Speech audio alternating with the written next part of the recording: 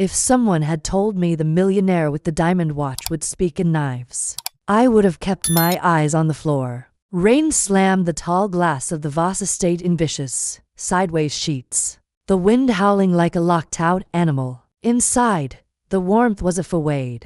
Chandelier-lit corridors gleamed spotless, precise, and cold in a way that had nothing to do with heat. Wealth was everywhere, and yet nothing felt alive. At the center of it stood Aurelia Voss, barefoot on the marble, a half-empty whiskey glass hanging loosely from her fingers. Her gaze was cutting, arctic, unfazed, fixed on the papers scattered across her desk like fallen soldiers in a war she refused to lose. 32, an empire builder, a woman forged from steel and silence whose name alone turned Boardrooms combative. And she had no room for love. That emotion, messy, illogical, weak, had no place in her perfectly calculated world. So when she heard the faint knock at the servant entrance, followed by the sound of what she's timidly stepping onto her pristine floors, her expression soured. "You're late," she snapped without turning. "The schedule said 6.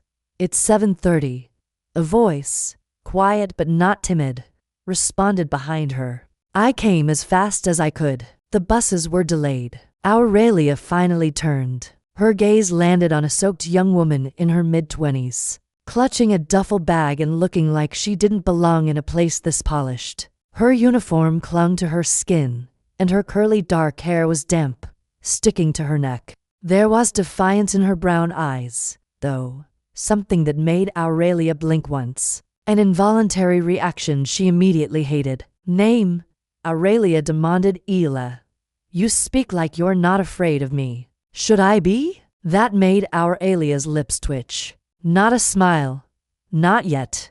But something shifted. Ela had been sent by the agency as a live-in maid, a last-minute replacement after Aurelia had fired the previous one for folding towels incorrectly. She hadn't expected much. She especially hadn't expected someone who looked like that, and sounded like that. "You'll clean the East Wing first. Don't touch my office. Don't speak unless spoken to." Hey, if you're enjoying this story, go ahead and drop a like to help us grow even more. And let me know in the comments. On a scale from 0 to 10, what score would you give this story so far? Your feedback makes all the difference. Don't ever be late again. Aurelia turned back to her whiskey, assuming the conversation was over. But Ela didn't move. "Do you always drink alone in the dark?" Aurelia froze. The question hung in the air, absurd in its boldness. Slowly, she faced the maid again. "Excuse me. Sorry. I just forget it." "No. Say it." Ila's eyes held hers. "I said it seems lonely. This house. You, all of it." A long silence stretched between them, a silent war of stares. Aurelia felt something she hadn't in years, the faintest crack in her armor. Then she laughed once, bitter and short. "Get to work." But as Ela turned, Aurelia's gaze lingered. It shouldn't have. She didn't notice beautiful things. Not anymore. She noticed efficiency, precision, control. But there was something about the way Ela walked away without lowering her eyes. Something that made Aurelia drink deeper. That night, Aurelia couldn't sleep. She walked her halls like a ghost, half hoping to hear footsteps that didn't belong. She found herself standing outside the maid's quarters, hand hovering above the door, furious with herself for even thinking about knocking. The next morning, she was colder than ever. Orders barked, doors slammed. She wouldn't let a stranger get close, wouldn't let softness undo her. But when she saw Ela in the garden, sleeves rolled up, hair wild in the breeze as she argued gently with the gardener about the placement of lilies, Aurelia felt something unnameable stir again, and she hated it. That evening, she watched Ela from the shadows, studied her as she hummed softly while cleaning the piano Aurelia hadn't touched in years. She watched the curve of her smile, the light in her eyes, and something inside her shifted. For the first time in a long time, Aurelia felt unsafe in her own home, not because of any threat, but because of something far more dangerous feeling. She gripped the edge of the balcony rail, her knuckles white. She would fire her, send her away tomorrow. But she knew deep in the part of her soul she swore didn't exist that she wouldn't. Not yet.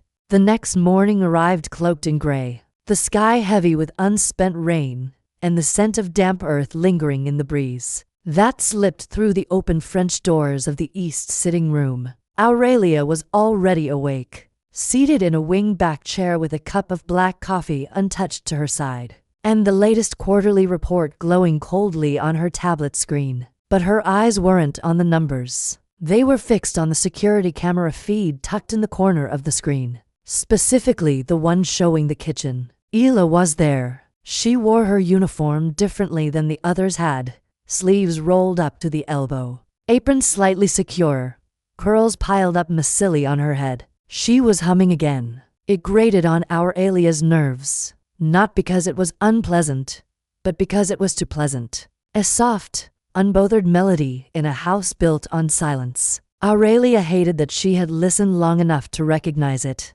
She swept the feet away with irritation, setting the tablet down harder than necessary. What was wrong with her? This girl was a maid, nothing more. She was here to clean, organize, and vanish into the walls like the others. Aurelia didn't watch staff. She didn't think about them. And yet, when she walked past the kitchen 20 minutes later and saw Hila dancing lightly across the tiles, as she wiped the counters, her fingers twirling the cloth like a ribbon, Aurelia stopped walking just for a second. Then she moved again, footsteps sharp. "Hila?" she called, and the maid jumped slightly, caught mid-spin. "Do you think this is a theater?" "Sorry," Hila said, catching her breath, but not sounding truly apologetic. "It's just music. Helps me think." "I don't pay you to think," Aurelia snapped. "I pay you to work." Hila's expression didn't falter. "And I do. The kitchen is spotless." Aurelia glanced around. Damn it. It was spotless. Gleaming. She hated how pleased that made her. "Don't do it again," she muttered. "Yes, ma'am." The way Hila said ma'am wasn't submissive. It was teasing, almost like she knew it irked Aurelia and enjoyed doing it anyway. Aurelia walked away faster than she meant to. That afternoon, the mansion hosted a charity board meeting. Men in tailored suits and women in tasteful jewels filled the main hall, sipping imported champagne and pretending to care about causes that would never touch their lives. Aurelia stood at the center of it all, regal and untouchable in a black pantsuit so sharp it could wound. Her voice was cool, her words calculated. She was everything they expected her to be. But then she saw Hila emerging from the side hall, with a tray of canapes had bowed just enough to pass unnoticed, but her eyes flicking up once, meeting Aurelia's across the room. And that second shook something loose inside Aurelia. Her breath hitched. Her skin flushed hot. She looked away instantly, furious with herself. After the event, Aurelia locked herself in her study and poured a drink. The storm from the previous night had left the garden soaked, and the windows trembled softly with leftover wind. She tried to read, to work, to think, but every time she closed her eyes, she saw her. That damn maid. Later that evening, she found Hila in the library of all places, curled into the far corner with a tattered book in her lap. "You're not allowed in here," Aurelia said sharply. Hila looked up, startled but not embarrassed. "The gardener said the library was never used." "I thought you thought wrong." Aurelia stepped inside. "That book doesn't belong to you. It was on the floor. I didn't think anyone would miss it." "And what could someone like you possibly find in an old Russian novel?" Aurelia asked, her voice biting. Hila's gaze narrowed. "I didn't know books were assigned to people based on income." Aurelia blinked. "Are you always this difficult?" "Only when people expect me to be invisible." The room fell silent again. Aurelia crossed her arms, leaning against the door frame. "That's how things work here." "Well," Hila said, shutting the book with deliberate care. "Maybe the system's broken." Aurelia should have dismissed her immediately. Instead, she replied, "That book is mine. Tolstoy. First edition. Watch the spine. Ila glanced at the cover, her lips curving into a faint smile. I'll be gentle. The words landed with an unspoken weight neither acknowledged. Aurelia's heart betrayed her with a sharp, unwelcome beat. She turned on her heel and left without another word, furious at the heat rising in her throat. That night, she lay awake again, not even bothering to blame the restless wind.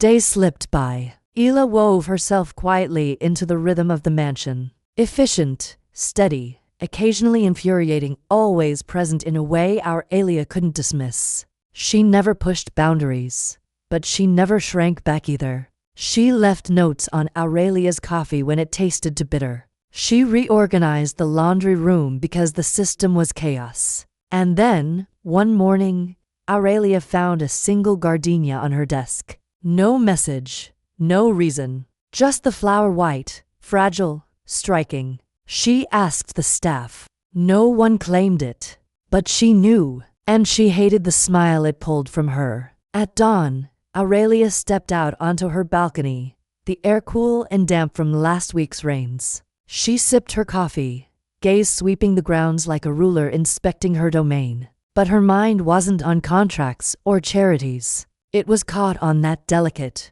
ridiculous flower. The why of it, the who of it. She hadn't confronted Ila. She couldn't. To do so would mean admitting she had been affected, that she had cared, that she had pressed the flower between the pages of that cursed Tolstoy novel, kept on her nightstand. And now she stood here, foolishly hoping for a glimpse of a maid who had no right to occupy her thoughts. She despised it. She despised her. She despised herself more. At precisely 7:05 a.m., Ila appeared on the garden path, a tray in hand. She paused, looked up, straight at Aurelia as if she had known she'd be watching. Aurelia froze, meeting the gaze across the empty air, unblinking, until Ila moved on and vanished into the kitchen. The house felt altered that day.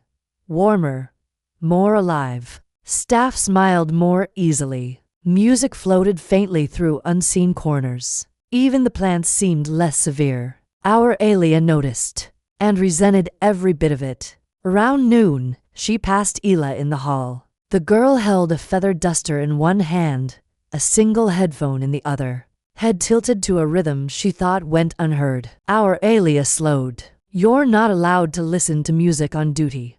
Ila slipped the earbud out, raising an eyebrow. Is that written somewhere? I am the rule book. That sounds exhausting. Aurelia's eyes narrowed. You really have no fear, do you? Not of you, Ila said softly. Should I? The hall was empty. Silence pressed in, thick with something unspoken. Aurelia stepped closer to close. You should be careful, she murmured. Sometimes I make people disappear, then make me disappear, Ila challenged. Right here, right now. Aurelia stared. She didn't answer, didn't move. Her fingers twitched, restless. Then, at last, she turned and walked away, adrenaline pounding through her like war drums. That evening, Sabine found her in the study, a stack of untouched paperwork before her. You're distracted, Sabine said bluntly. I'm busy, Aurelia snapped. You're watching security footage of the greenhouse. Sabine pointed at the screen again. Aurelia clicked the tablet off. Get out, Sabine smirked. She's pretty and young. You're fired, Aurelia said coldly. Sure, Sabine muttered, walking away. Just don't be cruel to her for making you feel something. The words hit like a slap. That night, Aurelia drank too much. She wandered the halls again, always ending up closer to the servant quarters than she meant to. She heard laughter behind a closed door. Ila's voice, soft, unfiltered, alive. Aurelia pressed her fingers to her temples. She needed to get a grip. This was madness. The next morning, she was harsher than ever. Cold, distant, commands were short.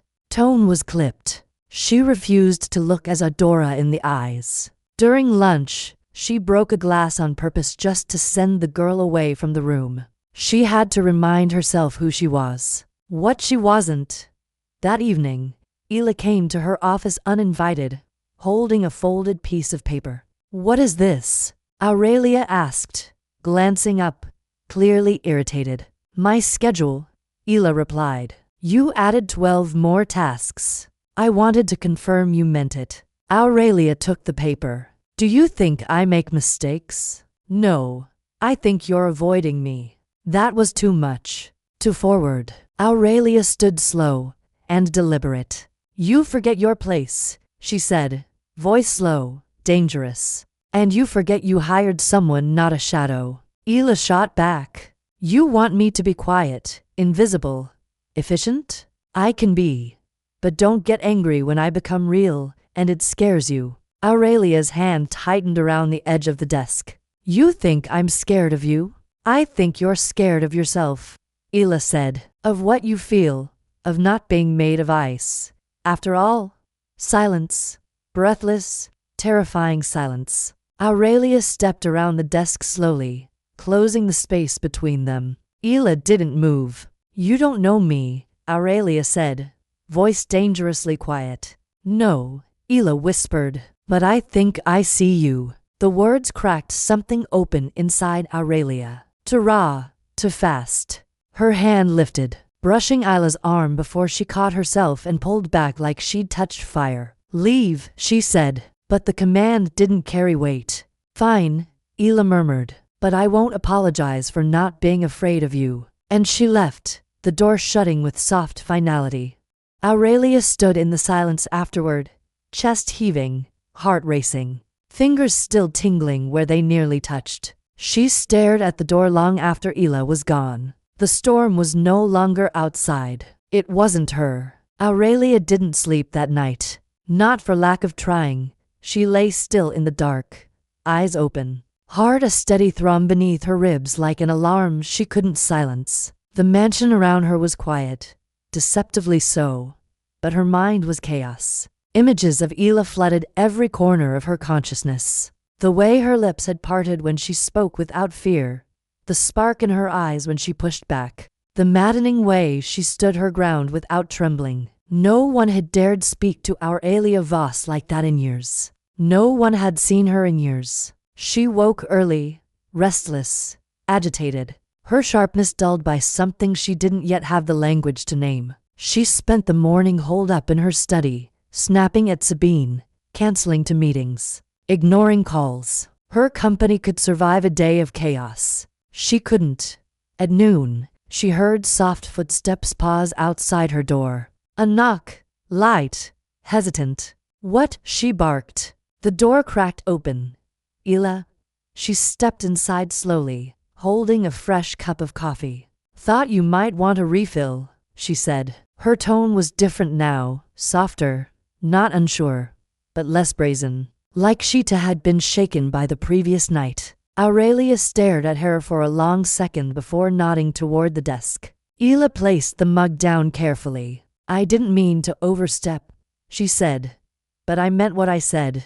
Aurelia didn't respond.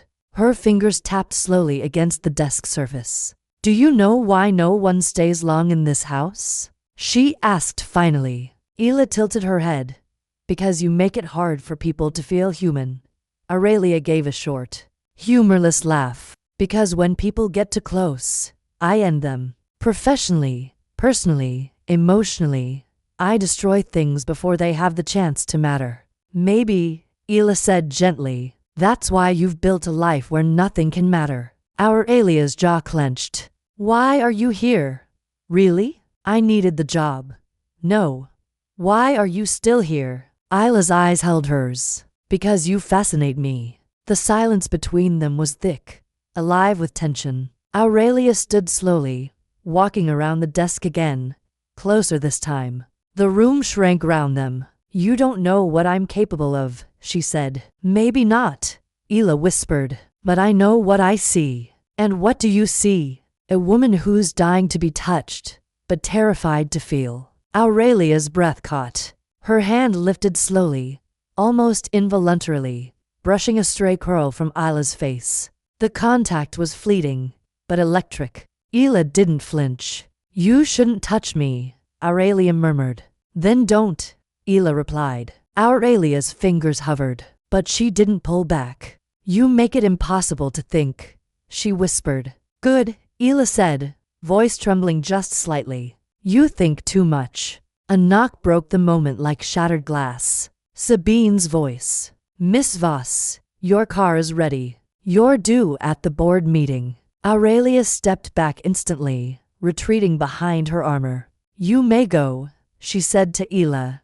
Her tone clipped cold. The warmth in her eyes vanished. Ela nodded once and turned, the door shutting behind her like the end of a sentence neither was ready to finish. At the board meeting, Aurelia was sharper than ever. Ruthless, efficient, not a crack showed, but her mind was back at the mansion, back in that room, back in that almost touch that had nearly brought her to her knees. That night, the house was too quiet again. Aurelia walked the halls without reason, restless in a way that made her angry. She ended up in the music room, staring at the grand piano that hadn't been played in years. She sat, let her fingers find the keys, played something soft, melancholy. Behind her, a quiet voice spoke. That was beautiful. Aurelia froze. I thought you were in bed. I was. Then I heard something I didn't recognize and followed it. Ela stood in the doorway barefoot, hair down, wrapped in a loose gray cardigan.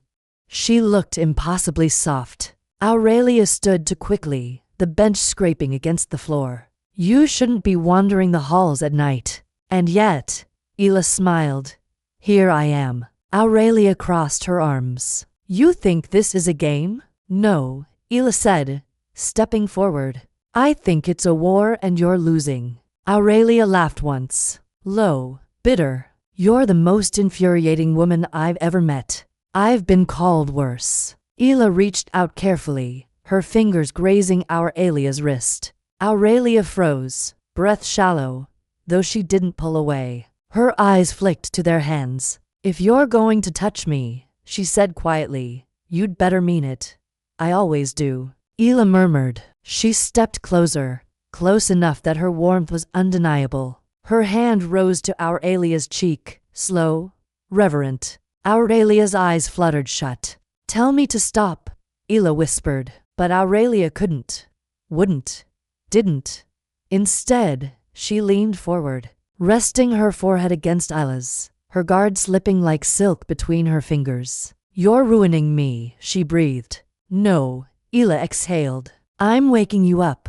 The door creaked somewhere down the hall, snapping the moment apart. They jerked back, the spell broken. Aurelia stepped away, trembling, furious with herself. Go, she ordered, before I do something reckless. Ela hesitated. What if I want you to?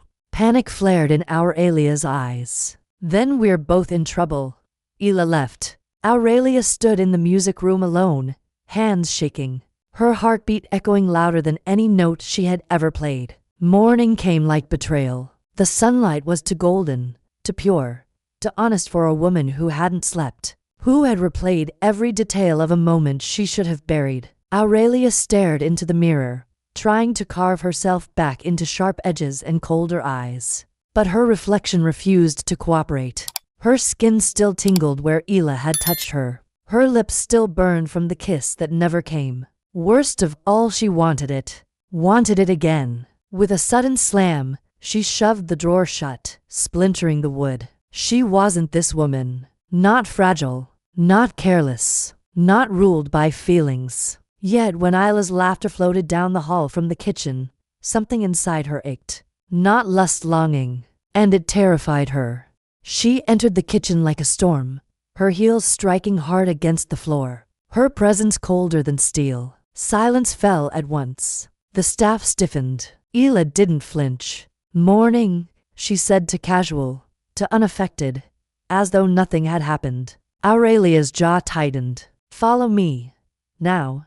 Ela handed off her tray without a word and fell into step behind her. In the sunroom, Aurelia shut the door firmly. We need to make something clear, she said, voice low. Last night was a mistake. Why? Ela folded her arms. Because you work for me. Because I'm not who you think. Because I don't do this. You don't do feeling? Ela asked quietly. You don't do vulnerability. Intimacy. Aurelia's eyes flashed. I don't do weakness. No, Ela said softly. You run from it. Don't psychoanalyze me, Aurelia snapped. You've known me 5 minutes. I've watched you push away everyone who tries to care. That's not time. That's pattern. Aurelia turned sharply, needing space, needing distance. Her hands shook slightly, so she curled them into fists. I'm not asking for anything from you, Ela said behind her. I just want to know if you felt it, too. If I'm insane, or if that moment meant something. Silence. Crushing, dangerous silence. Aurelia didn't answer. Couldn't. Her walls were too high, her instincts too sharp. But in her silence, she said everything, and Ela knew it. She left the room quietly. Aurelia stayed frozen in place for a long time after, staring at the floor like it might offer answers she didn't have the courage to say aloud. The rest of the day passed in shadow. Aurelia kept herself hidden in meetings and spreadsheets, pouring every ounce of her confusion into productivity. Ela did her work silently, perfectly, avoiding her gaze. But the energy between them was unbearable. Static in every room, heat in every glance. That night, the house was hosting a private dinner for a potential investor. Sabine insisted on perfect service. Aurelia insisted on Ela being assigned to the event. Are you sure? Sabine asked, eyeing her. She's not trained for high-profile events. She'll adapt, Aurelia replied. Cool and indifferent, but her heart pounded. She watched Ela closely as the evening began. The way she moved, elegant, composed, completely unfazed, was maddening. The investor, a middle-aged man with slick charm and greedy eyes, noticed her, too. He watched as Ela like a predator, letting his gaze linger too long. Aurelia's blood boiled. She said nothing, did nothing until he reached out, fingers brushing Ila's wrist as she poured wine. Delicate hands, he murmured. Wasted on housework. Ela flinched, not visibly, but enough that Aurelia noticed. She stood instantly. Mr. Kale, she said, voice cold as ice. You're no longer welcome here. He blinked. Excuse me. You heard me. I'm about to sign a $2 million contract with your company. Then take your money elsewhere, Aurelia said, already walking to the door. Sabine will show you out. The room fell silent. Ela stood frozen, stunned. When the investor was gone, Sabine shot her a look. Want to tell me what that was? Unacceptable behavior, Aurelia replied. Or are we tolerating that now? Sabine didn't answer. Ela approached slowly. You didn't have to do that. Yes, Aurelia said.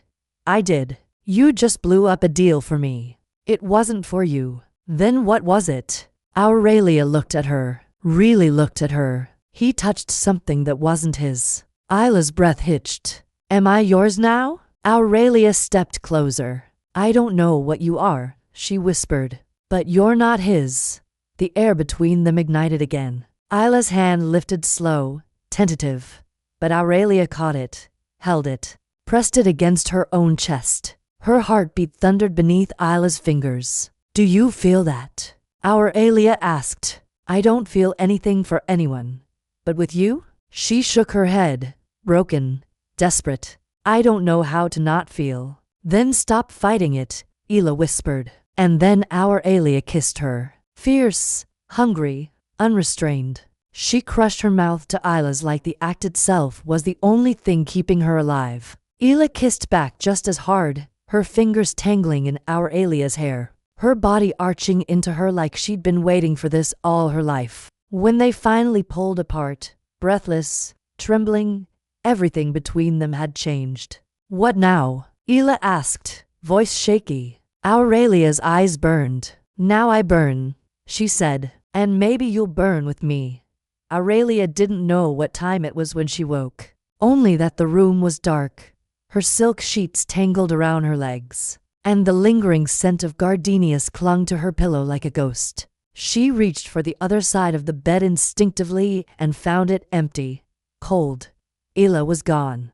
Panic rose in her throat before she could silence it. She sat up, heart thudding, eyes adjusting to the low light. Her skin still buzzed from the night before, from the kiss that had shattered everything, from the touch that had undone years of control in a single perfect collapse. She pulled on her robe, tied it too tight, and stormed into the hallway barefoot, drawn by the sound of movement in the kitchen. There she was, Hila, standing with her back to her, barefoot, too, in nothing but a long t-shirt and a pair of boy shorts, stirring a pot on the stove as if the world hadn't changed. Aurelia leaned against the doorway, watching. Her voice came out quieter than intended. You just left. Hila didn't flinch. You fell asleep.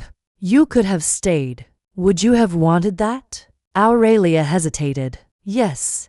That was new. That was terrifying. Hila turned slowly. The soft kitchen light made her look unreal. Glowing skin, sleepy eyes, lips still slightly swollen. So say it, she said. Say what you want. Aurelia's throat tightened. I want you. How? Hila asked. Because you can't have me in pieces. Not just at night. Not just behind closed doors. Aurelia stepped into the room, her voice low. I don't know how to do this. Try. Hila met her halfway, placing the spoon on the counter. Start with breakfast. Aurelia blinked. You're making me breakfast. I'm making us breakfast. A beat of silence. Aurelia exhaled slowly. You make me lose every inch of control I have. Good? Hila smiled. Maybe control was never the point. They ate in silence, knees brushing beneath the table. Glances exchanged like stolen breaths. But as the sun crept higher, reality began to slide back into the edges of Aurelia's vision. Sabine called twice. Her liar left urgent messages. A competitor had made a move on one of her contracts, and a board meeting was now mandatory. She stood from the table with the grace of a woman putting her armor back on. I have to go, she said, slipping into her role again. There's a crisis. There always is, Hila said not unkindly. But okay, go save your empire. Aurelia paused at the door. Will you still be here when I get back? Unless you tell me not to be, Hila said. I won't, Aurelia replied. And then she left, heart pounding, chest tight, more afraid of losing that girl in her kitchen than of losing millions. At the office, she was a storm. Her presence dominated the room. Her voice sliced through strategy and excuses. But even as she crushed her competition, part of her mind stayed in that sunlit kitchen. Later that night, when she returned, the mansion was dark. Too dark. She called out. Hila, no answer. Her pulse quickened. She checked the kitchen, the library, the garden, the guest wing. Nothing. Finally, outside under the pergola laced with jasmine, she found her. Hila sat cross-legged on the cushioned bench, a blanket around her shoulders, staring at the stars like they were speaking to her. I called your name, Aurelia said. Hila didn't look away. I needed air. Aurelia sat beside her slowly. You scared me. That's new, Hila said gently. You being scared. I'm not used to wondering if someone will be there when I get home. That's the thing about letting people in, Hila said, turning to her. They can leave or stay, but you don't get to control which. Aurelia stared at her, something raw breaking the surface of her voice. I've never let anyone stay. And me, Hila whispered. Are you going to try to push me out too? I don't know how to be soft, Aurelia confessed. I don't know how to love without breaking something. Then break me, Hila said, reaching out. If it means you'll finally feel something real. Aurelia's breath hitched. She leaned in slowly, forehead resting against Hila's. You're real, she whispered. You're the only thing that feels real. They kissed again, slower this time, deeper. No urgency, no fear, just need, just connection. And that night, Hila stayed, not as a maid, not as a guest, as something unnamed, something dangerous, something beautiful. But the world outside wasn't sleeping. Somewhere across town, a reporter clicked through an anonymous email. The subject line, Voss scandal, relationship with hired help. Attached were two grainy photos. One of Aurelia kissing Ela near the service door. Another of them through the window of the music room, foreheads pressed together. Lost in something intimate, the reporter grinned. This story would be worth millions. Back at the mansion, Aurelia slept with Ela in her arms for the first time. And for the last time, before everything came crashing down. The morning after was golden, quiet, deceptively peaceful. Sunlight spilled through the tall windows of Aurelia's bedroom, brushing over the white sheets. The high ceilings, the bare skin tangled in expensive linens. Aurelia woke slowly, her senses thick with warmth, softness, and the unfamiliar weight of another body beside her. Ela still asleep, one hand under her cheek, lashes fanned against her skin, lips slightly parted. Aurelia didn't move for a long time, just watched her, studied the impossibility of it. That someone had cracked her open without even trying. The air between them felt sacred, fragile, but perfect. She reached out and gently pushed a curl from Ila's face. The girl stirred, stretching softly before her eyes blinked open. "You stayed," Aurelia whispered. "You let me," Ela murmured back. They kissed again, slower this time. Unhurried, hushed, filled with something dangerous. Afterward, Aurelia sat at the edge of the bed, slipping into her robe as her phone buzzed on the nightstand. She picked it up absently, then froze. The screen lit with chaos. Dozens of missed calls, urgent emails, headlines, and a photo. Everywhere her kissing Ela on her own estate. Grainy from a distance, but undeniable. Her stomach plummeted. "What is it?" Ela asked, sitting up carefully. "What's wrong?" Aurelia couldn't speak. Her thumb tapped the first alert. Voss Empire under fire. Rumors of secret relationship with staff. She shot to her feet, pacing. No, no, no, no. Aurelia. Ela wrapped the sheet around herself, following. "Tell me what happened." "Someone leaked photos. Of us. We were being watched." "What?" Ila's voice shook. "They know. The press. The board. Everyone." Ila's face went pale. "What are they saying?" "That I'm unprofessional. That I abused my position. That I hired you for." Aurelia choked, rage twisting her words. "For this. They're making you a toy, and me a scandal." Her phone rang again. "Sabine." Aurelia ignored it. "You need to leave," she said suddenly, voice flat. "What? You can't be here. Not now. You're kicking me out?" Ela blinked, stunned. "To protect you," Aurelia snapped. "They'll dig into your life, your family. They'll destroy you just to hurt me. I don't care." "Well, I do." The words cracked out like gunfire. "Don't you see? They've already twisted it. I can't shield you if you're beside me." Ila's voice broke. "But I don't want to go." "It doesn't matter what we want," Aurelia whispered, quieter now. "It matters what survives." The silence that followed was heavy enough to fracture the air. Ela stepped back, heart splintering. "Fine." Aurelia turned away, unable to watch her leave. But she heard it all, the frantic rustle of clothes, the quick zip of a bag, the soft click of the door. Then nothing, the worst kind of silence. Downstairs, Sabine was waiting, coffee in hand, fire in her eyes. "You've gone viral," she said, "and not in the good way. The board wants answers. Investors are pulling out. They think you've compromised the brand, that this is an HR disaster. Tell them it's not true. They won't believe me. They barely believe you." Aurelia stared out the window. "I'll handle it." "How?" Sabine pressed. "By throwing her under the bus? By pretending she seduced you?" Aurelia said nothing. "You love her," Sabine said. "Don't." "You do. And for the first time since I met you, you look human. I won't let you bury that just because the world's ugly. It's not about me." Aurelia said it's about her. She didn't ask for any of this. "Then don't let it end like this." Aurelia said nothing. But that night, alone at her study, she pulled up the article again and stared at the photo. Not with shame, but with longing. She zoomed in on as Adora's hand tangled in her shirt. On the way, they leaned into each other like gravity was pulling them closer. That moment hadn't been scandalous. It had been real. And she knew now walking away from it wasn't saving Ila. It was losing her. The next day, a press conference was called.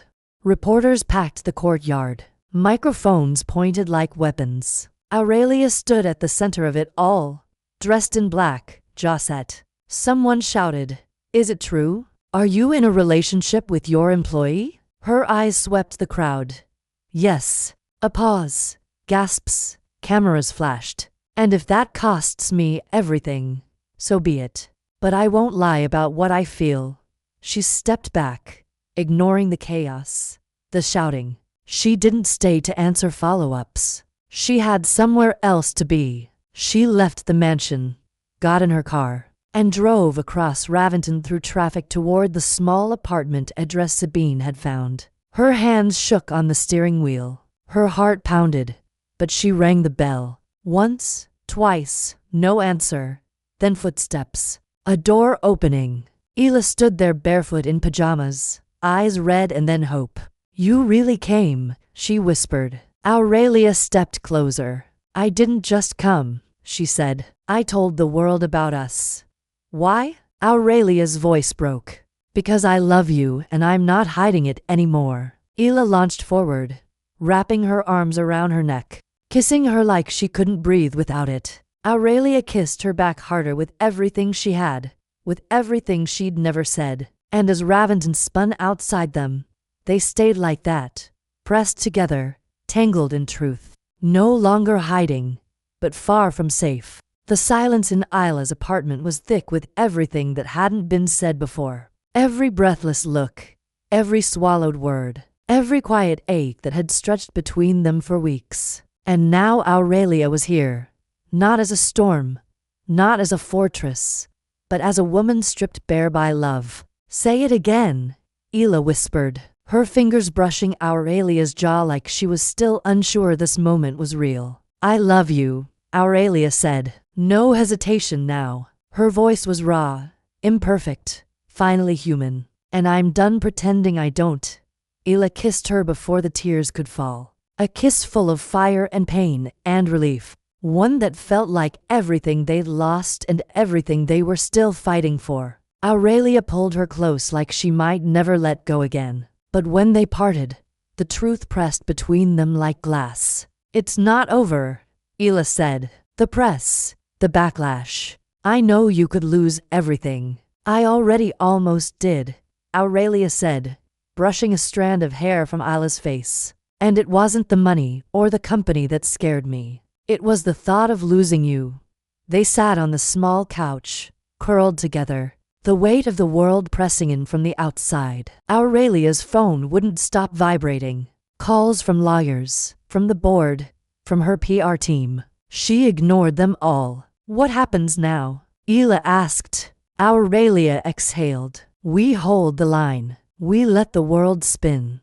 But I won't run again. Not from this. I'm not going to be your secret. You never were." The next morning, everything exploded. The story was everywhere. Television, tabloids, social media. The headlines were merciless. Ruthless CEO caught in staff affair. Abuse of power. Aurelia Voss empire tainted by forbidden romance. Where is the Maid now? Photos, interviews with anonymous staff members, speculation about Ila's past, her motives, her background. Aurelia's legal team begged her to release a statement distancing herself from Ila. She refused. "If they fire me, they fire me," she told Sabine. "But I won't be the woman who lies to keep her seat at the table." Sabine, loyal as ever, stood beside her. "Then we fight." Meanwhile, Ila went into hiding, not by Aurelia's order, but by necessity. Paparazzi had shown up outside her building. Strangers shouted slurs in the grocery store. Her phone buzzed constantly, some with sympathy, others with poison. She deleted every account, turned off her phone, hid inside the walls of Aurelia's penthouse. The only place that still felt remotely safe. I'm sorry, Aurelia whispered one night, sitting beside her on the floor with a bottle of wine between them. This should have never touched you like this. I knew it would, Ela said, but I still chose you. Why? Aurelia asked, eyes haunted. Because behind everything, the power, the sharpness, the walls, I saw someone starving to be loved, and I wanted to be the one who fed you. Aurelia stared at her overwhelmed. You're too good for this world. Then be the one who makes it worth staying in. Days passed. Then a week sponsors pulled out. Clients threatened to leave. Protesters stood outside the Voss Tower with signs. Sabine delivered updates like bullets. They want your resignation. Let them want, Aurelia said. Do they know what they're asking me to give up? Everything, Sabine said. And still, Aurelia interrupted. It's not more than what I've already found. That night, she opened her laptop and wrote something herself. Not a cold press release, not a denial, a letter, public, personal, a declaration. To anyone reading this expecting me to apologize, stop. I'm not sorry for falling in love. I'm not sorry for kissing her. I'm not sorry for finally feeling something real in a world made of performance and power. What I am sorry for is a world that sees vulnerability as a liability and intimacy as scandal. Her name is Ela, and she is not a headline. She is not a mistake. She is the most honest, beautiful thing that has ever happened to me. And if that ends my career, I'll face that end proudly with her hand in mine. The letter went viral in hours. Some called it unprofessional. Some called it revolutionary. Others, many others, called it brave. And slowly the tide began to turn. Celebrities reposted it. Journalists reframed the narrative. People began asking different questions. What if love isn't a weakness? What if honesty is power? Still, Aurelia didn't relax. Not fully. Not until one night, Sabine entered her office holding a small envelope. You should open this, she said. Aurelia tore it open. Inside, the board has reconsidered. Your position stands. No action will be taken. At the bottom, one handwritten note from the chairman himself. You may have shaken the foundation, but you reminded us what leadership should look like. Do not let this harden you again. Aurelia dropped into her chair, silent, shaking. Sabine smiled. You did it. We did it, Aurelia said. Then without a second thought, she left the office, got in her car, and drove back to the penthouse. Ela was on the balcony, staring out over Raventon. You're still standing, she said as Aurelia stepped behind her. And we're still together. Aurelia wrapped her arms around her. Yes, and this time we're not hiding. They stood there in silence, watching the lights of Raventon blur into stars. The storm had passed, but their story was just beginning. Aurelia had never been good at quiet. Her life had been defined by motion, by conquest, by the relentless grind of building and rebuilding, defending and advancing. But now, for the first time, she stood still, and it didn't feel like failure. It felt like peace. Not silence, not emptiness, but peace. Ela lay curled beside her on the couch, a book half finished in her lap, one leg draped lazily over Aurelia's.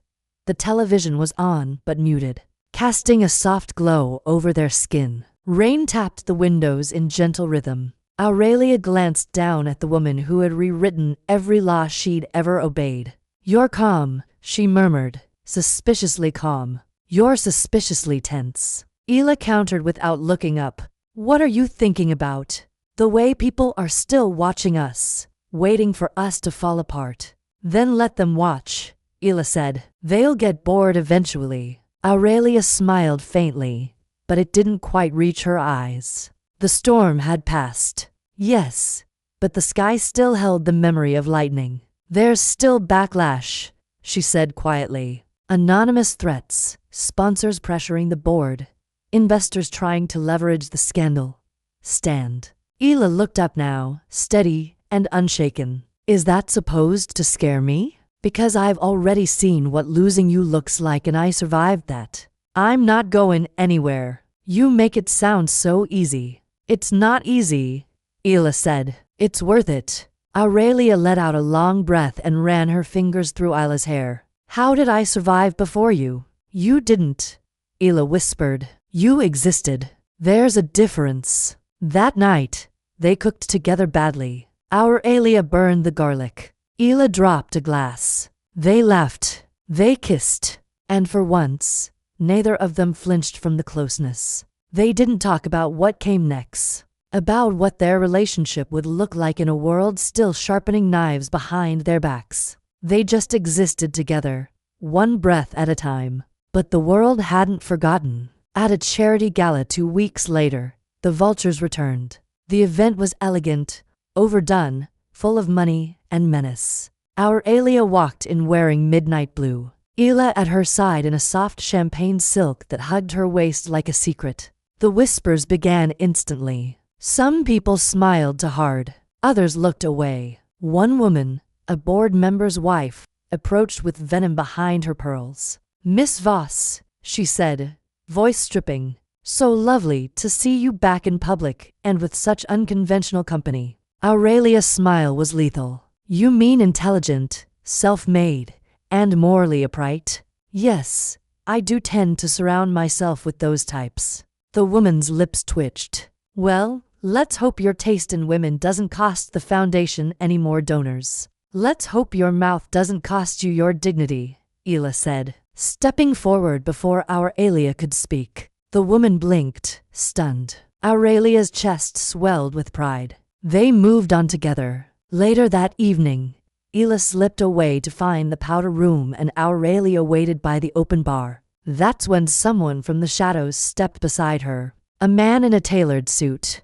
Julian Crane, a former investor, and someone Aurelia had once considered a friend. You're really willing to sink the whole ship for her? He asked casually. She's not worth your reputation? Aurelia turned to him slowly. Do you know what's fascinating about powerful men? What? They always assume a woman has something to lose, as if we built our lives with their permission. Julian tilted his glass. You'll regret this. No, Aurelia said. I'll regret not doing it sooner. She walked away before he could speak again. Found Ela near the window, cheeks flushed from too many glances, too many eyes. You okay? Aurelia asked. Fine, Ela said, except I'm starting to hate your world. Aurelia's voice softened. Then we'll make a new one. Just us. Just us. They left early. Back at the penthouse, Ela stood on the balcony staring at the skyline. Tell me something, she said. Anything. I want to take you somewhere. Where? Anywhere you've ever wanted to go. Anywhere no one knows us. Somewhere I can learn to just be with you without fighting the entire world to do it. Ela turned.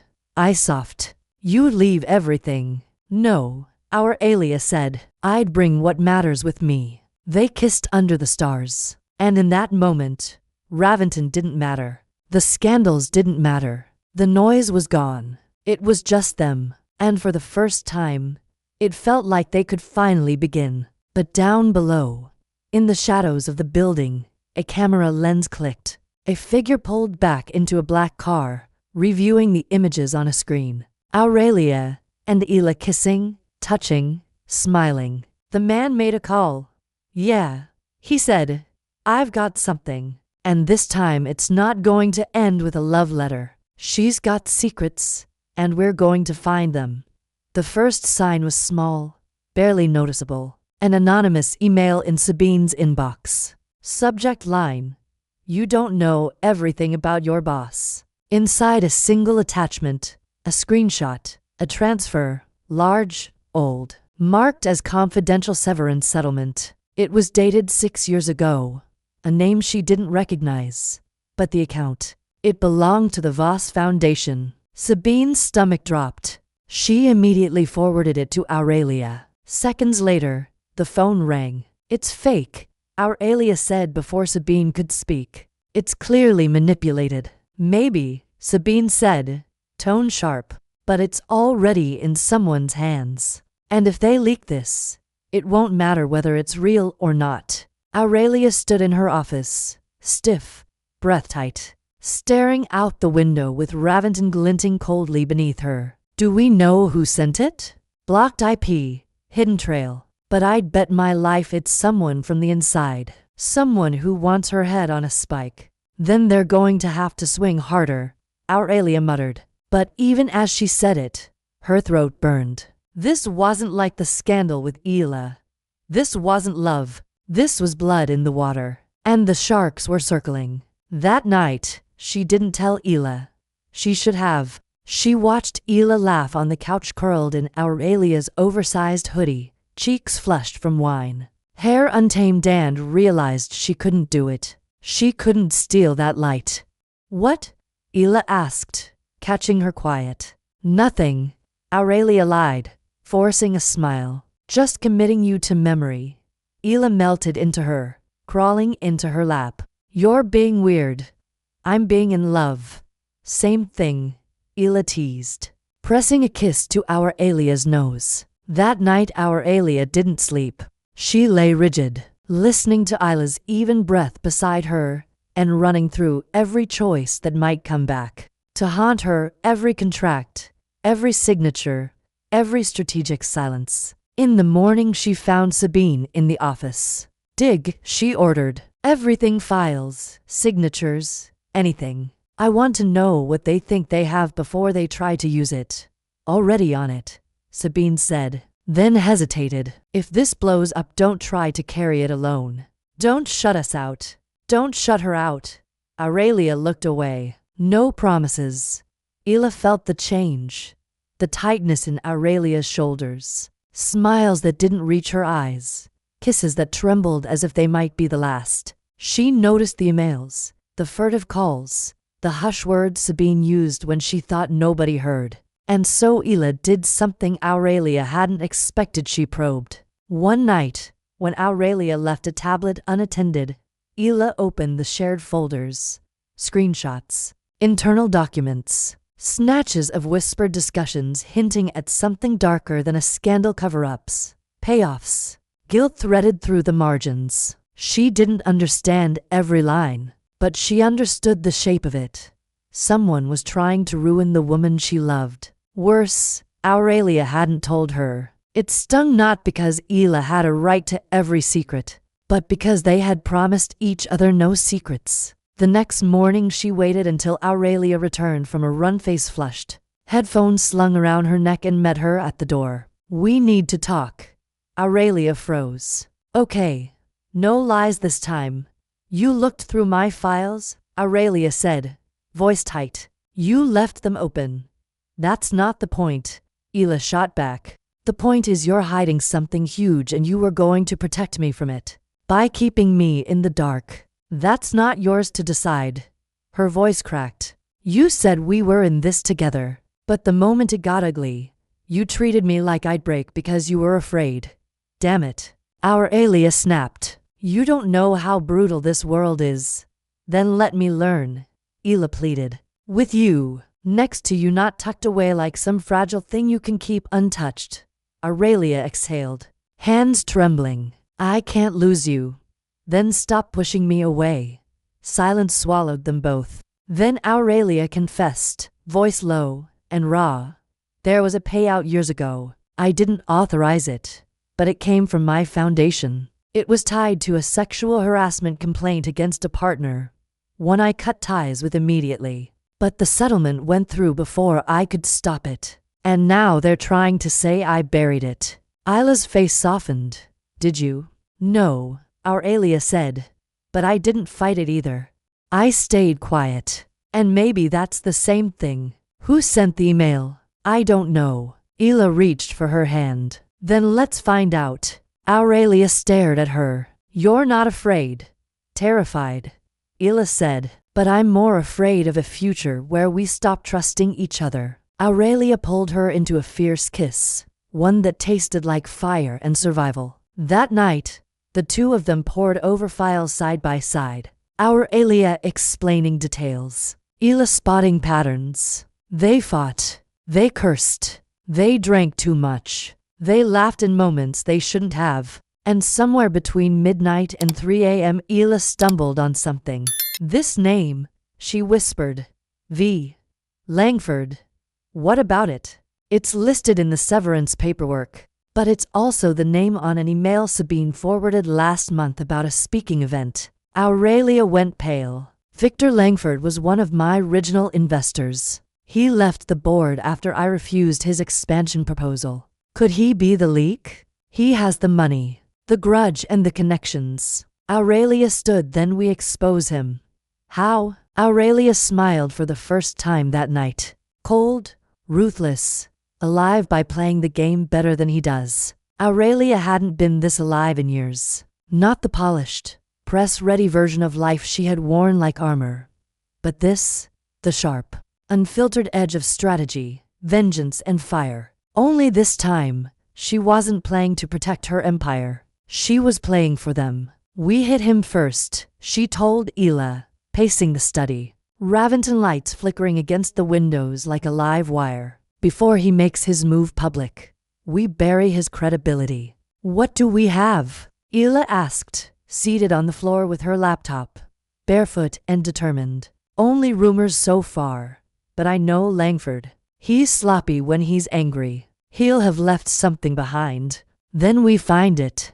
Over the next 3 days, they became a machine. Sabine joined their silent rebellion without needing to be asked. She brought sealed folders, login credentials, NDA letters from years ago. The air in the penthouse buzzed with the weight of secrets unraveling. Aurelia hadn't left the building since the confrontation. She canceled meetings, skipped events. Her PR team panicked. She didn't care. This wasn't about appearances anymore. It was personal. It was war. And Ela was right there beside her, reading contracts, cross-referencing dates, asking questions no assistant ever would. Air's nonprofit arm, Philanthropic Initiatives Alliance. Look at these donations. Same 5 shell companies, and one of them matches a vendor used in the old settlement file. Aurelia leaned in. Her mouth twitched. He's been laundering reputation through fake donations, which means, Ela added, if we can prove his money funded the payout, it links him directly to the cover-up. And if that goes public, he loses his platform and his protection.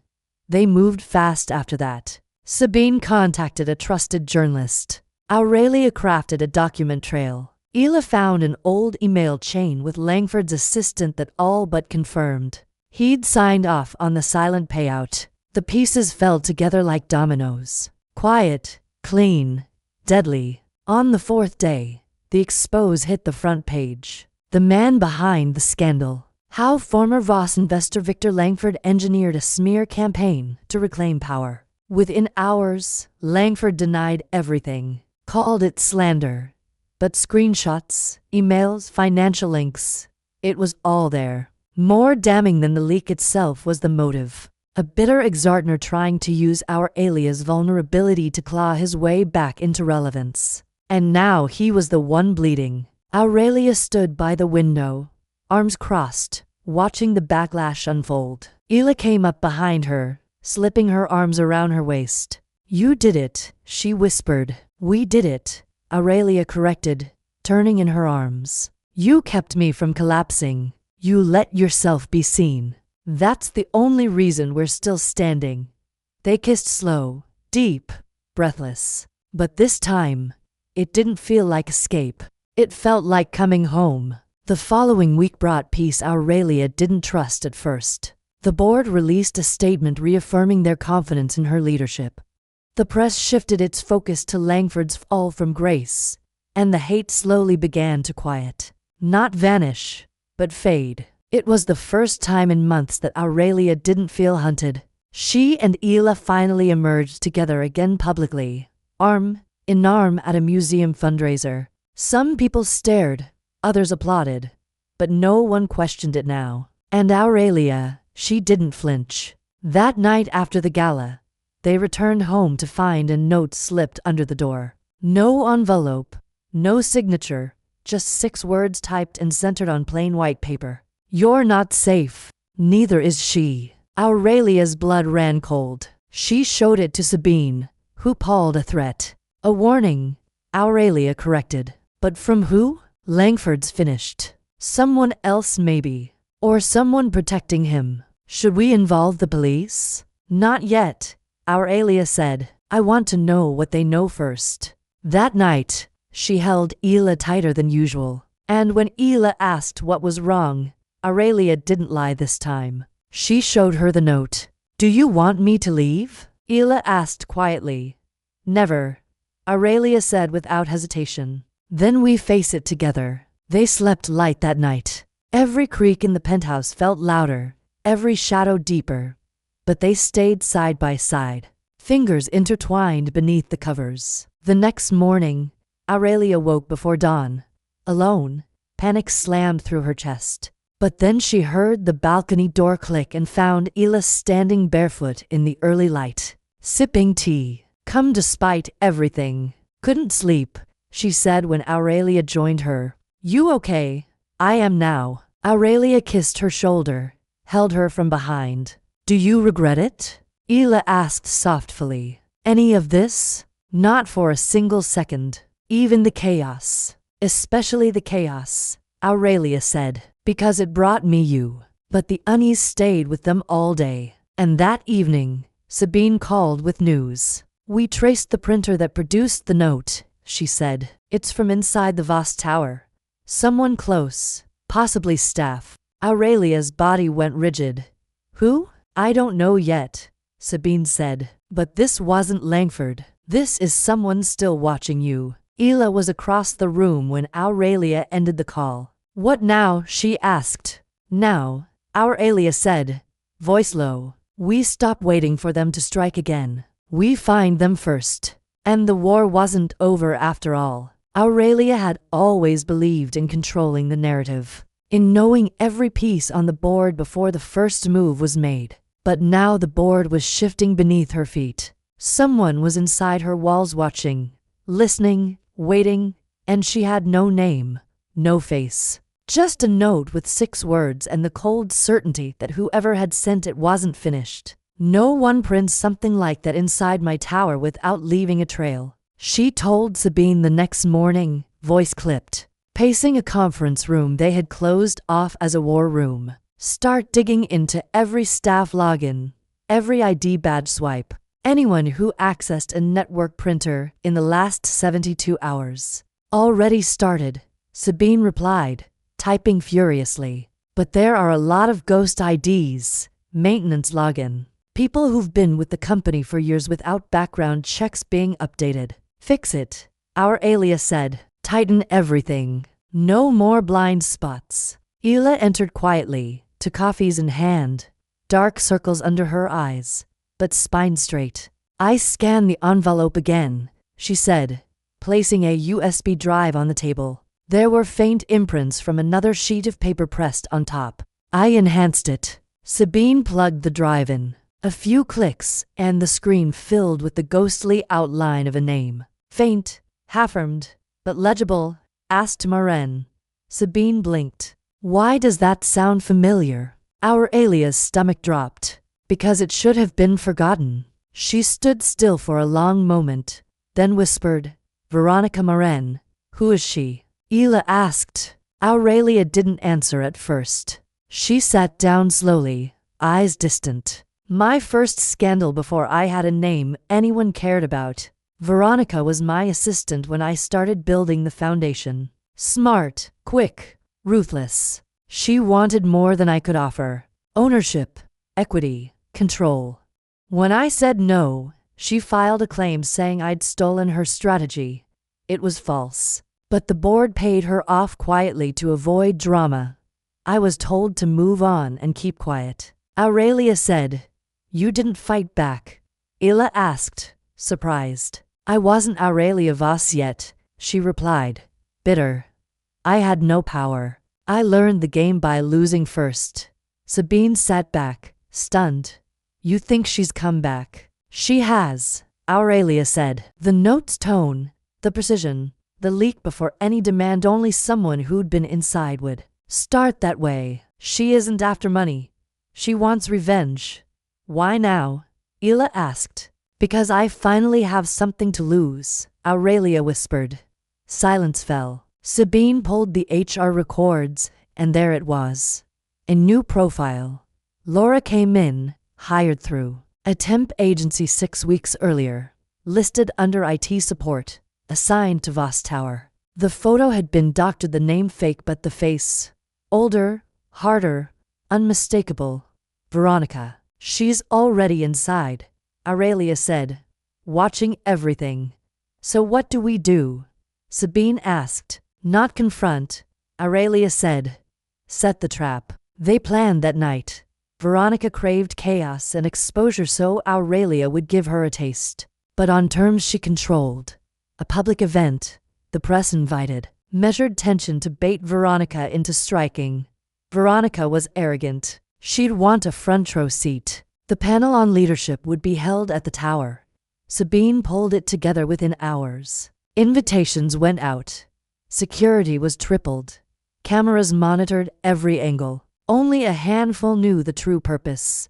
That evening Aurelia sat with Ela on the balcony, both wrapped in a blanket, hands locked. You don't have to come tomorrow, Aurelia said softly. I do, Ela replied. I'm not someone you protect, I'm your partner. Aurelia pressed a kiss to her temple. I don't deserve you, but you have me. The next day the panel opened like any other. Crews, lights, champagne, intal, flutes. Aurelia was poised, magnetic, controlled. Ela stood near the back beside Sabine, scanning faces. And then they saw her, Veronica, blending in like a guest. A press badge that shouldn't have passed security tucked at her throat, waiting by the exit. Ela moved first, crossing the room with a disarming smile to intercept. Enjoying the view? She said. Veronica blinked. You must be the maid. And you the ghost? Ela replied. You've aged well for a parasite. Veronique's mouth twitched. So loyal. I almost respect that. You should leave before this gets embarrassing, Ela warned. Oh, sweetheart, Veronica purred, leaning in, venom underneath her words. This isn't about embarrassment. It's about watching her lose everything she loves while she knows I'm the one doing it. Ela stepped aside, and Veronica turned just in time for Sabine and two security officers to appear behind her. We already pulled your badge, Sabine said. You're on camera. We've documented your unauthorized access to our systems. So is blackmail, Veronica spat. And slander, and forgery, Sabine shot back. Aurelia walked up, then calm, composed, devastating. Hello, Veronica. I see failure still clings to you like perfume. Veronique's eyes darkened. You should have stayed afraid. I did, Aurelia replied. For a long time. Not anymore. Security escorted Veronica out quietly, legally. It was not the end of their war, but it was the pivot. That night Aurelia returned to the penthouse with Ela, exhausted and hollow and strangely full. You were brilliant, Ela whispered. You saved everything. We did, Aurelia corrected. She reached into her coat and produced a small box. Ela stared. What is that? Aurelia opened it. Inside lay a slim silver band, elegant, timeless. Her voice dropped to a breath. You walked through fire for me. You fought with me, not just for me. I never thought I could have anything this real. But I do. I have you, and I want you forever. Ila's eyes filled. Aurelia, I know it's soon. I know it's madness. But I love you. I want the whole damn world to know. Then she dropped to one knee. Will you marry me? Ela knelt down with her, both of them on the floor, foreheads pressed together. Yes, she whispered 1,000 times yes. And for the first time, Aurelia Voss let herself cry because love had made her strong enough to be soft. The next few weeks moved like something out of someone else's life. Too bright, too soft, too good. And yet it was real. All of it. The engagement, the laughter, the stolen kisses in the elevator, the warm coffee cups in bed.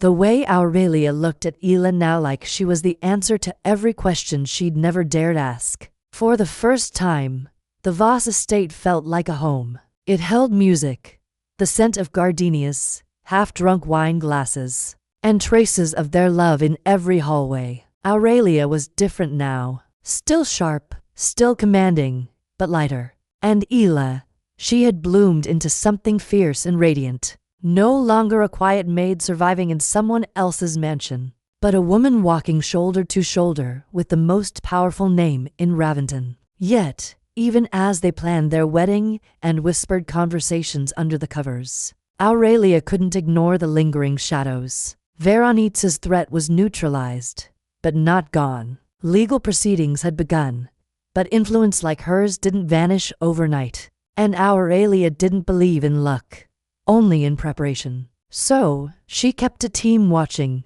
kept the building secure, and quietly, carefully started shifting assets away from the vulnerable corners of her empire. You don't have to live in fight mode anymore, Ela told her one night as they sat in the garden under string lights. You already won.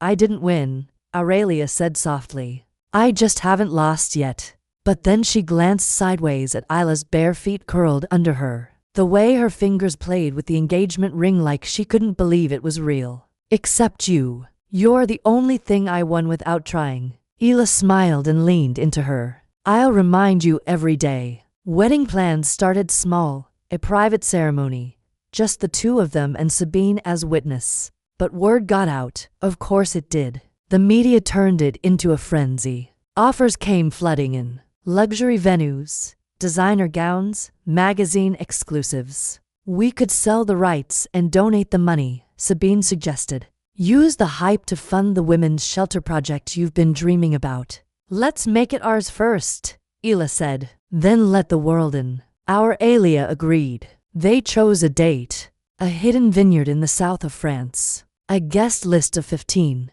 Peace.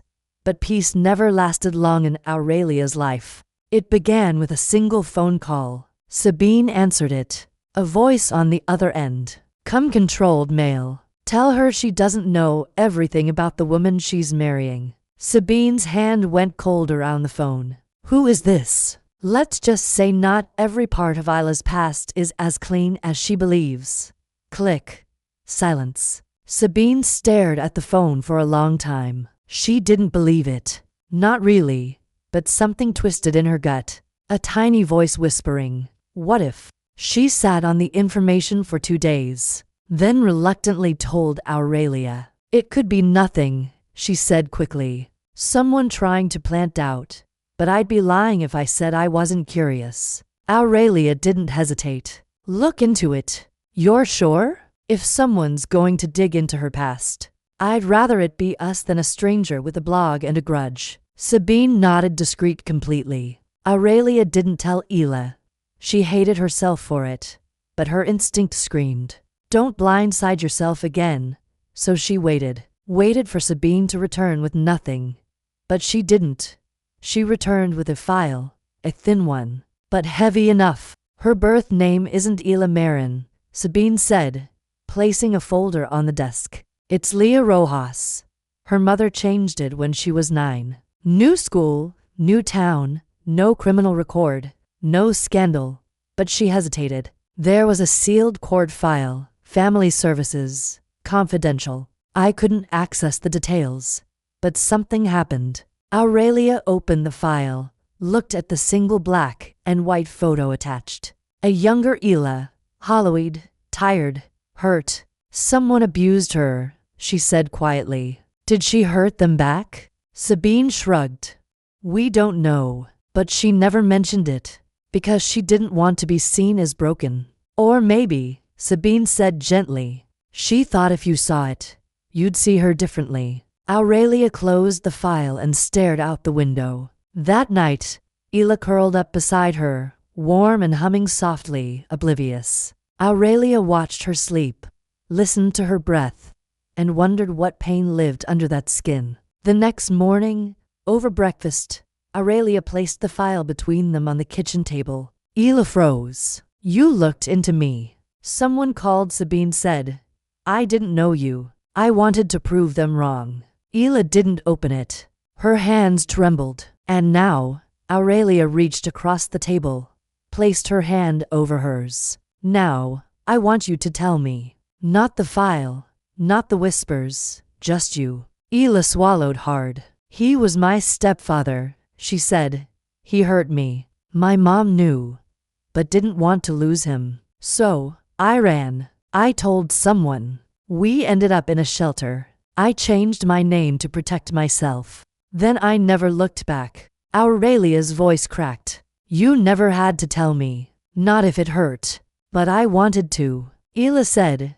I just didn't want to be that girl anymore. The one who survived. I wanted to be someone who chose their life, not someone who escaped it. Aurelia leaned across the table and kissed her deep and slow. You are the strongest woman I've ever met, she whispered. Not because you survived, but because you became this after it.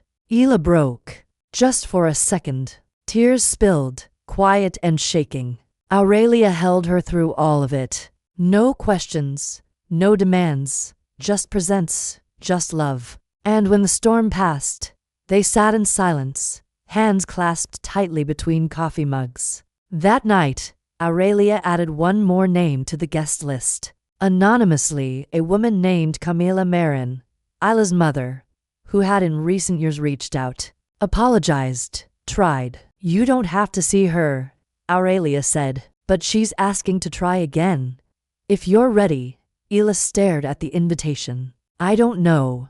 Then we wait, Aurelia said together. As the wedding date drew closer, the world quieted again. Not fully, but enough. And for the first time, Aurelia stopped waiting for something to ruin it. She was ready, and she would fight for this with every part of herself. The vineyard smelled like lavender and warm stone. The late afternoon sun casting long shadows across the hills. A breeze danced through the olive trees, rustling the leaves like a whispered blessing. It was quiet, secluded, safe, and perfect. Aurelia stood barefoot in the middle of the field, holding a pair of white heels in one hand, her veil fluttering lightly behind her. She had insisted on arriving a week early, partly to escape the world, but mostly because she wanted to memorize every inch of this place before she married the woman who had ruined and rebuilt her life. Ela was behind her somewhere in one of the stone guest houses, probably rehearsing her vows aloud and making fun of herself for crying at her own words. Aurelia hadn't written hers yet. Every time she tried, it felt too small, too scripted.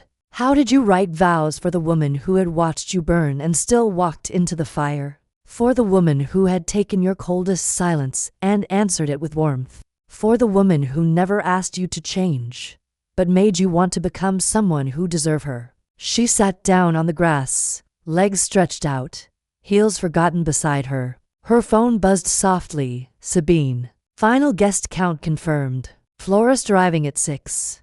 Your mother called to say she's proud of you. Aurelia exhaled. That still felt foreign. Her mother had said it exactly once before when Aurelia had sold her first company. But this loving a woman publicly defiantly with the entire world watching, that had never been part of the plan her mother imagined. But here they were. And maybe finally Aurelia had earned a kind of pride that wasn't rooted in success. She stood and walked back toward the house. Ela met her on the porch barefoot too, holding two glasses of wine. I was about to come find you, she said. You always find me, Aurelia said, and took the glass. They sat down together on the porch steps, toes brushing the dry grass, sunset washing them both in gold. Do you think we'll be happy? Ela asked softly. Aurelia looked at her for a long moment. I already am. Even after all of it, especially after all of it. They sat there until the sun sank completely and stars began to climb into the sky like promises. That night, Aurelia wrote her vows by candlelight, ink smudged with the press of her palm. Words pulled from a part of her she didn't know existed until Ela carved it open. I don't believe in fate. I believe in choice, and I choose you, not because I need you to complete me, but because you remind me that I was never broken. I choose you because you challenge me, calm me, undo me. I choose you because I don't know how to be myself anymore, without hearing your laughter somewhere in the background. I choose you in storm and sun, in chaos and silence forever. She folded the paper, sealed it in her journal, and didn't look at it again. The next day moved like silk, slow, beautiful, delicate. Friends and family arrived in small clusters. Sabine took over with ruthless grace. The vineyard was transformed with wild flowers, silk ribbons, candles strung across low branches. Every inch of it felt like them. By late afternoon, Aurelia stood in front of a full-length mirror in the small bridal room, lacing the back of her dress with unsteady hands. It wasn't white. It was pearl, soft, shimmery, barely tinted silver when the light hit it. Not traditional, not expected, but exactly right. Sabine entered quietly, adjusted her earrings, and looked at her with something dangerously close to tears. "You look gentle," she said. Aurelia arched an eyebrow. "That's a terrible word for a former CEO. Then consider it the highest compliment I've ever given you." Sabine stepped forward and placed something into her palm. A ring, simple, gold. "It was my mother's," she said. "She gave it to me when I came out. I always thought I'd give it to someone who'd protect love like it deserved to be protected. You're that person now." Aurelia's throat tightened. She nodded once, unable to speak, and hugged Sabine silently. A moment later, the music began. Soft, classical, familiar. Her cue, she stepped outside. Everyone stood. The breeze caught her veil. And then Ela at the end of the aisle in a gown like sunlight, hair falling in waves. Eyes locked only on her. Aurelia didn't blink, didn't breathe. She walked forward like the earth itself was pulling her into that moment. The ceremony was brief, tender. They stood under a small arch of wild flowers and jasmine and spoke their vows without microphones, as if no one else existed. "I don't want easy," Ela said. "I want you even when it's hard, even when it hurts, because you make it worth it." "I didn't believe in forever," Aurelia said, "until I looked at you and thought, of course." There wasn't a dry eye in the vineyard. The kiss was soft, then hungry, then full of laughter. A dance began, slow, messy, real. Aurelia whispered into her wife's ear, "I'm going to ruin you with how much I love you." Ela laughed and whispered back, "Then ruin me completely." They danced until the candles burned low, until their feet hurt, until the moon was high, and the stars had heard enough of their laughter. That night, in the privacy of their room overlooking the vines, Aurelia pulled Ela close. "Did we do it?" she asked. "We did," Ela replied. "We survived everything." And now Aurelia traced her fingers over Ila's collarbone. "Now we live." They made love slowly, reverently, like prayer and promise and poetry all at once. And as they lay tangled in each other's arms, breathless and new again, Aurelia whispered, "Whatever comes next, we face it as one." But somewhere far away and unnoticed, an email was being drafted. A new name, a new threat, a final test. Neither of them saw coming. The honeymoon was quiet and blissfully uneventful. Aurelia and Ela had rented a villa near the Amalfi coast, hidden in a grove of lemon trees. Where time moves slower, softer, they spent their mornings wrapped in linen sheets and each other, their afternoons walking hand in hand through tiny cliffside towns, and their nights curled on the terrace, watching stars blink above the sea. It was a kind of peace neither of them had ever believed they deserved, and now that it was theirs, they clung to it like a secret they refused to give up. For once, Aurelia didn't check her phone, didn't answer emails, didn't read news alerts. The world could survive without her for 2 weeks. And if it couldn't, well, she didn't care. "You're different here," Ela whispered one night had resting on Aurelia's bare shoulder. "Lighter. You make it easy to breathe." Aurelia whispered back, "You make me feel like I exist outside my own shadow. You've always existed. You just forgot how to feel it." Aurelia turned and kissed her. "Thank you for reminding me." They didn't see the email. Not at first. It was buried under layers of spam and newsletters in an unused account. It didn't look dangerous. No threatening subject line. Just one word. "Congratulations." It came with an attachment. a file titled Vows Files, compromising materials, and a brief message. One last dance. Let's see what your empire is really built on. The sender's name meant nothing. No signature, no demand. But the implication was clear. Someone still had something. Someone hadn't finished what Veronica started, and they were waiting. It was Sabine who found it first. She'd been sorting through dormant inboxes, updating passwords, and cleaning digital dust while the newlyweds were away. When she opened the file, her blood went cold. It wasn't just about Aurelia. It was about Ela. Not her childhood, not her identity, but surveillance footage, photos, dates, a pattern. Someone had been watching her for months, even before the scandal, before the love story. Some images were from inside the Voss estate, others from the vineyard. One taken just outside the bridal suite the night before the wedding.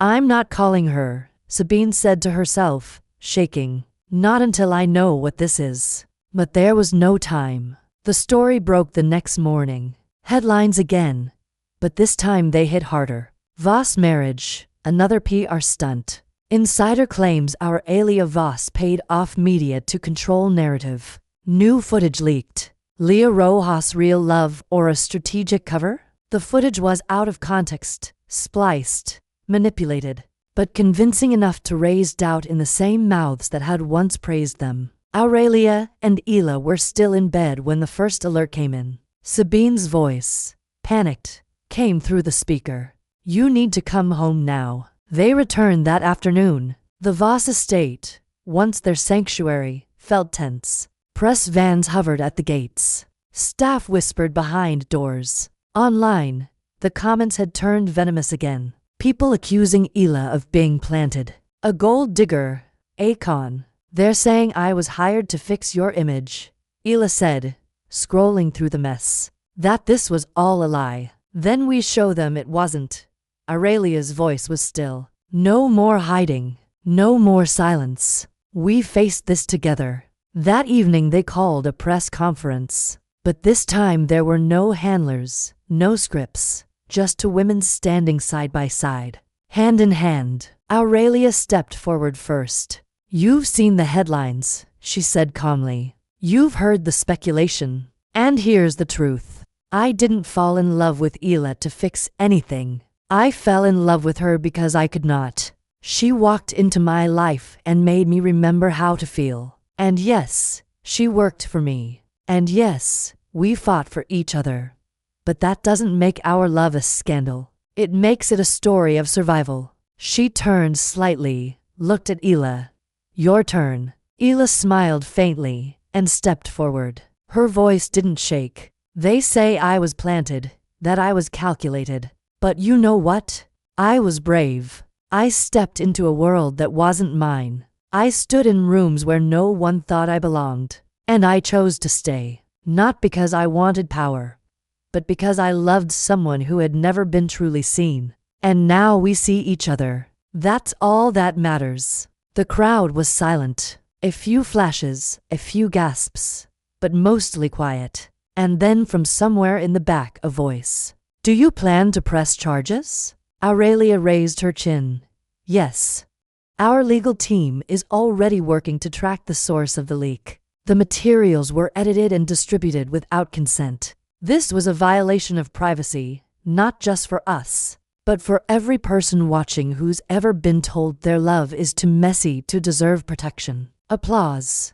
Scattered at first, then louder and louder. Not everyone clapped, but enough did, and that was all they needed. After the conference, back in the car, Ela laced her fingers through Aurelia's. Do you think it'll end now? Aurelia looked out the window. No, not completely, but it'll get quieter, and we're louder now together. Then let them watch. Weeks passed. The buzz died down. The footage was traced back to an anonymous hacker paid through an offshore account. Veronique's name surfaced again, but without proof. The charges were dropped. Sabine doubled the cybersecurity protocols. The rest of the staff signed new NDA letters. Aurelia reinforced the walls, but this time she didn't build them around her heart. The love between her and Ela remained untouched, untouchable. One afternoon, sitting in the garden with books in their laps and tea on the table, Ela said, "You know what? I want more power." Aurelia teased always, but also peace. A quiet life, a home we build ourselves. Maybe kids, maybe travel, just life. Aurelia smiled. "You'll have it. Everything. You say that like you control the universe." Aurelia turned to her, kissed her hand. "I don't, but I control mine, and mine belongs to you." Ela leaned her head on Aurelia's shoulder. "Then we're finally safe." "No," Aurelia said gently, "but we're unbreakable." The story didn't end with revenge or ruin. It ended with two women sitting under a sun-warmed tree, building a future no one could touch. Not perfect, but real and stronger than anything the world had to throw at them. If you enjoyed this content and want to support the channel in a special way, try clicking the thanks button below. It's the one with the heart and $sign icon. With super thanks, you can make a direct contribution to the channel, which helps me keep creating awesome videos for you.